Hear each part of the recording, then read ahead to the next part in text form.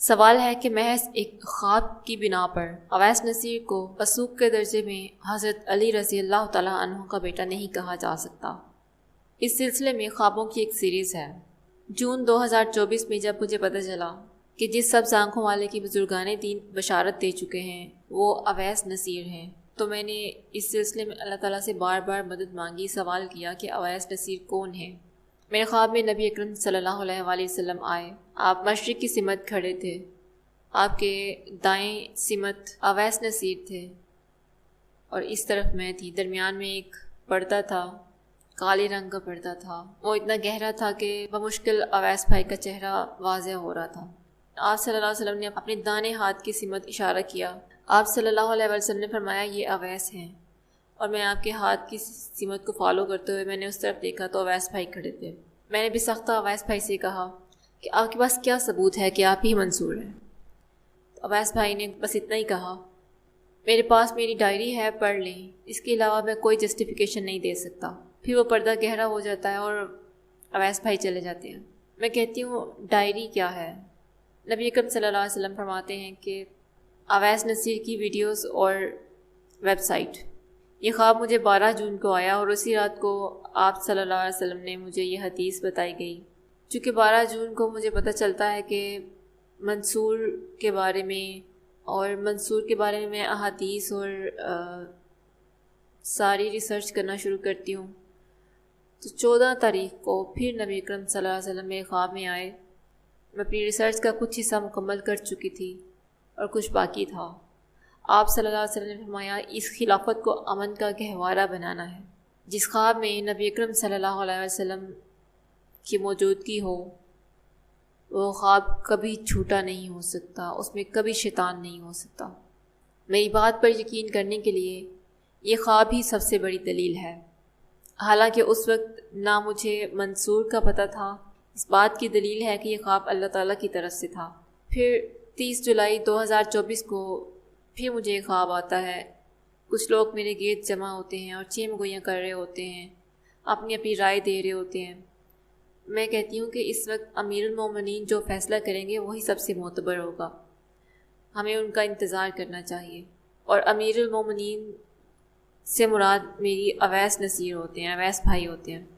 اتنی دیر میں دیکھتی ہوں کہ نبی اکرم صلی اللہ علیہ وسلم تشریف لا رہے ہوتے ہیں، تو میں کھڑی ہو جاتی ہوں، لیکن لوگوں کو نہیں پتہ چلتا کہ نبی اکرم صلی اللہ علیہ وسلم آئے۔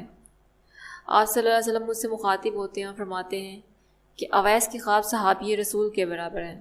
میں نے پوچھا یا رسول اللہ صلی اللہ علیہ وسلم فلاں خاتون کے خواب؟ آپ صلی اللہ علیہ وسلم نے فرمایا معتبر ہیں۔ پھر کچھ توقف کے بعد آپ صلی اللہ علیہ وسلم نے فرمایا عام لوگوں کے خواب ایک مسلمان کے برابر ہیں۔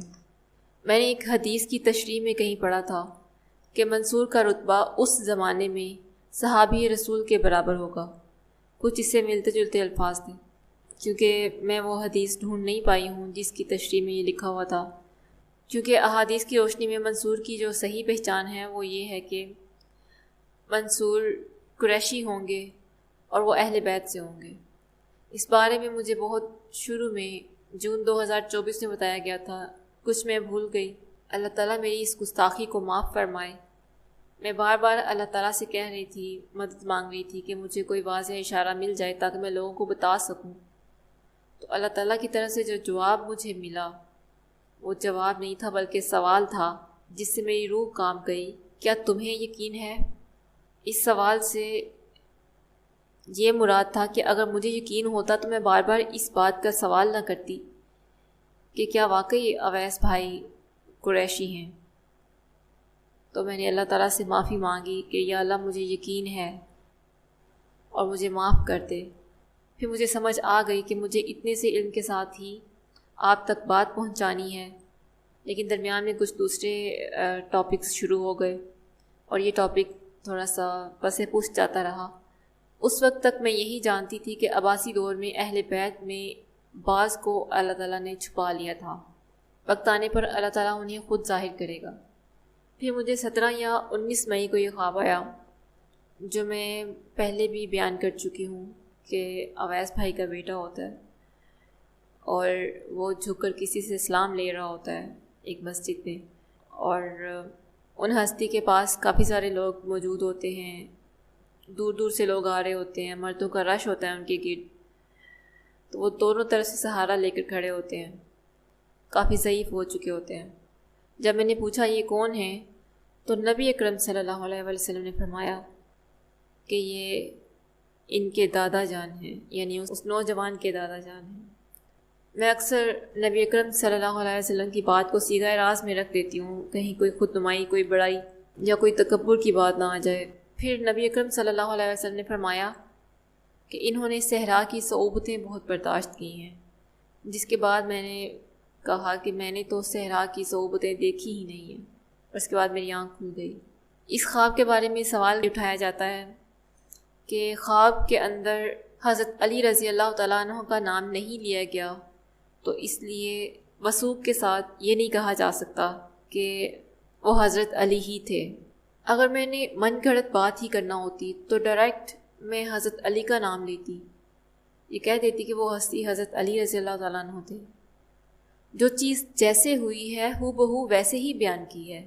اگر نام نہیں لیا گیا خواب میں تو میں نے کلیئرلی یہی بتایا ہے کہ نام نہیں لیا گیا۔ ہاں، بعد میں ان کے بارے میں بتایا گیا کہ وہ حضرت علی ہیں، کیونکہ میں نے بچپن میں یہ سن رکھا ہے کہ حضرت علی رضی اللہ تعالیٰ عنہ کا قد جو ہے وہ تھوڑا سا کم تھا، تو اس طرح مجھے میرے سوال کا جواب دیا گیا اللہ تعالیٰ کی طرف سے۔ پھر میں نے اسی پر اکتفا نہیں کیا، حضرت علی رضی اللہ تعالیٰ عنہ کا حلیہ جو کتابوں میں محفوظ ہے ہو بہو ویسا ہی میں نے اپنے خواب میں پایا۔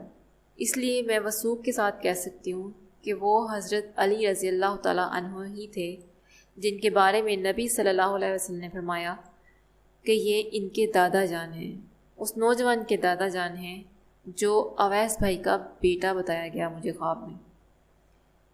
رہی بات اویس بھائی خود کو منصور نہیں ماننے کی، تو اس سلسلے میں دو گواہیاں اب تک کلیئرلی واضح طور پر اویس بھائی تک پہنچ چکی ہیں، اور جو مجھے بتایا گیا تھا کہ ٹوٹل 8 گواہیاں ہیں جن میں سے 2 خواتین ہیں، باقی بھی اللہ تعالیٰ کو جب منظور ہوگا تو پہنچ جائیں گی اور حق واضح ہو جائے گا اویس بھائی پر جب اللہ تعالیٰ کو منظور ہوگا۔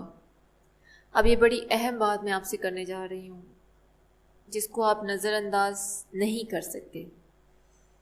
پہلے آپ کے پاس بہانہ تھا کہ اویس بھائی قیانی ہیں، منصور کیسے ہو سکتے ہیں۔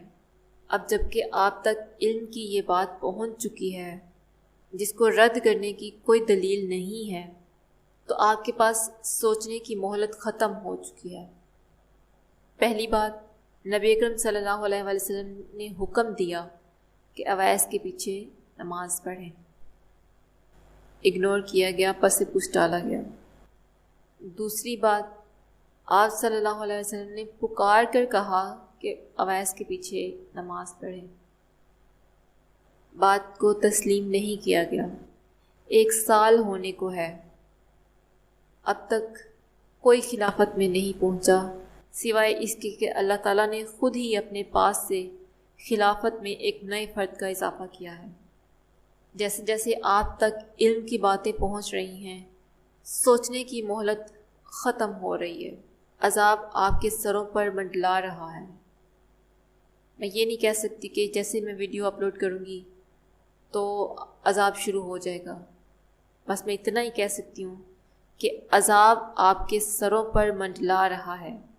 وہ جو آسمان سے آئیکنز اتر رہے ہیں، کوئی زلزلہ ہے، کوئی زمین کے کٹے ہوئے کا نشان ہے، بجلی کی کڑک کا نشان ہے، پانی کی قلت کا نشان ہے، وہ جو آئیکنز آسمان سے اتر رہے ہوتے ہیں، ابھی وہ وقت چل رہا ہے۔ انکار کرنے والے یہی کہیں گے، یہ تو پہلے بھی ایسے، اگر کوئی سیلاب آ جاتا ہے تو یہ کہیں، وہ ایسے ہی کہیں گے کہ پہلے بھی سیلاب آتے رہے ہیں، آج کوئی نئی بات نہیں ہے۔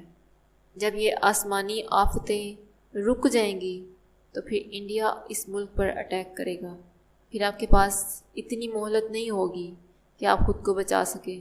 آج کل تو 10-12 لوگ، 15 لوگ، 20 لوگ ان عذابوں کی نظر ہو رہے ہیں۔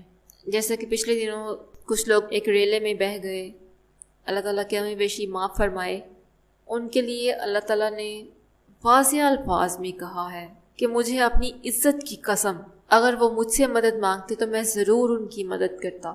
جن سے انہوں نے مدد مانگی وہ نابود تھے، اور اللہ زبردست قوت والا ہے۔ اور اگر اس سانحے پر غور کیا جائے تو اس سے ملتا جلتا ایک اور سانحہ بھی ہے جو تاریخ میں گزر چکا ہے۔ حضرت نوح علیہ السلام کا بیٹا جودی پہاڑ پر چڑھ کر نوک پہ کھڑا ہو کے کہتا ہے کہ میں بچ جاؤں گا، مجھے یقین ہے، اور ایک ہی ریلے نے اس کو اس پہاڑ سے ہٹا دیا تھا۔ ایسا ہی کچھ یہاں پہ بھی ہوا۔ اللہ تعالیٰ جانے والوں کی مغفرت فرمائے۔ ان لوگوں کی جگہ پر میں بھی ہو سکتی تھی، ہم لوگ بھی ہو سکتے تھے۔ جب ریلے سامنے سے نظر آ رہے ہوتے ہیں تو عقل اور سمجھ ختم ہوتی جا رہی ہوتی ہے۔ ہم پر جو عذاب آنے ہیں وہ شاید ان ریلوں سے بھی بڑے بڑے عذاب آنے ہیں۔ تو میری اللہ تعالیٰ سے دعا ہے کہ جب ہم پر وہ وقت آئے، ان عذابوں کے ڈر سے اللہ کو نہ بھولیں، ہم اللہ سے ہی مدد مانگیں۔ اللہ تعالیٰ ہمارا ایمان پر خاتمہ کرے، آمین یا رحمان۔ مجھے حکم ہے کہ حق بات کو کھول کھول کر بیان کر دوں۔ اللہم ارنا الحق حقا وارزقنا اتباعہ وارنا الباطل باطلا وارزقنا اجتنابہ۔ اللہم صلی علی محمد وآلہ وسلم۔